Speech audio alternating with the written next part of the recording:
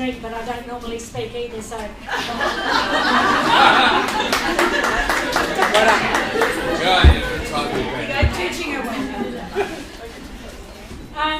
For those who don't know, my name's Pam, and these are my daughters, Tara, Kylie and Gemma. And I've known Marge since I was 12, when I started with City Beach, and the girls have known Willy all their lives. Now, some of you remember Willy as a gentle little old lady who they know loves netball and City Beach surfers in particular. They have seen her courtside with her crocheted white and black blanket and matching scarf, which is here today. Yelling encouragement and the occasionally slightly aggressive reminder to hop. I remember this sweet little lady too, but I also remember a very scary, determined, one-eyed and amazing woman. A lady who gave her life to her club and her players and who were more like family to her. When I started with City Beach Surfers, we trained down at the City Beach car park, and every week Marge would rock up with her car jam-packed full of balls, bibs, skipping ropes, first aid kit and her record player.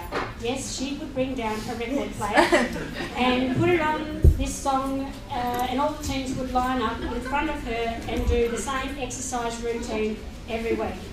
This was followed by another record, 20 miles, for those of you who remember, and we would skip for what seemed forever. That song's going to memory, and every time I see a skipping rope, it goes off in my head. I can't help it.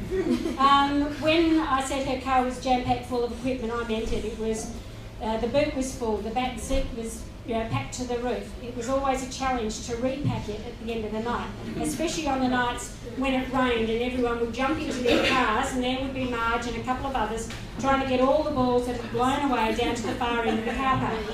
I don't know if her car ever went in her garage, because that was where everything was stored. Back in 1978, as A1 grade premiers, City Beach was sent to Brisbane to represent WA in a club championship competition. That trip, Marge showed some of the players a side of her that they'd never seen. They had a WA's Got Talent night, and everyone did a skit, including Willy, who had everyone in tears, happy, sad tears, when she sang Summertime. Now, she had an amazing voice, and it was something that no one really knew about. Now, some of you also may have noticed that no matter what the weather, Marge always turns up every Saturday with her hair beautifully coiffed. That's right, every Friday she'd go to the hairdresser and have a shampoo and set, all ready for her Saturday's netball. And speaking of Fridays, another of her rituals was on a Friday night, she would get on the phone and make her round of calls, making sure everything was set for Saturday and that everyone had players, umpires, coaches, etc.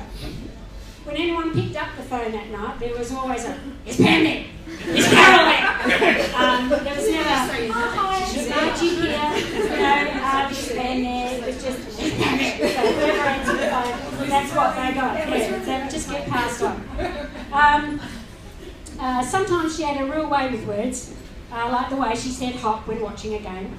She ran this club with the toughest of exteriors and the softest of heart.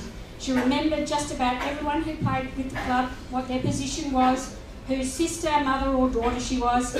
We will all miss Marge, and hopefully we can all keep the club going with the same sense of family and friendship as she created it.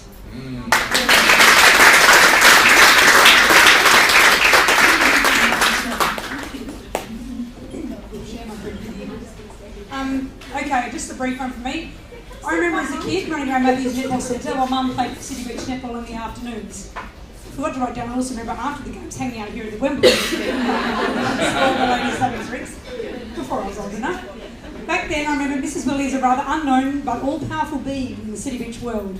Perhaps a little scary when I was young, but as we grew up and joined the ranks of City Beach players, she welcomed us in and always stopped to chat with us. Maybe it helped that we were on Pam's girls. Mrs Willy's love and dedication to her club and its players are what I remember best about her.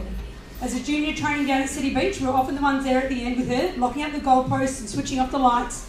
She was there every single training and every single game, rain, hail or shine.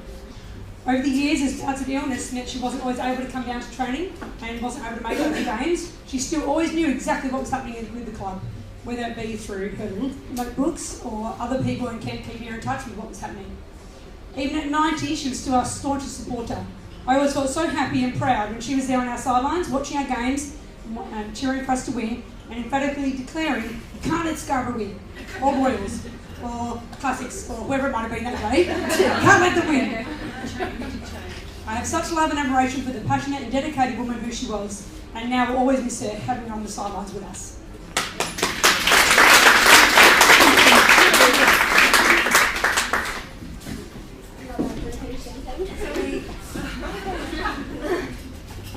Unlike my big... Yeah, you just need to, and be loud.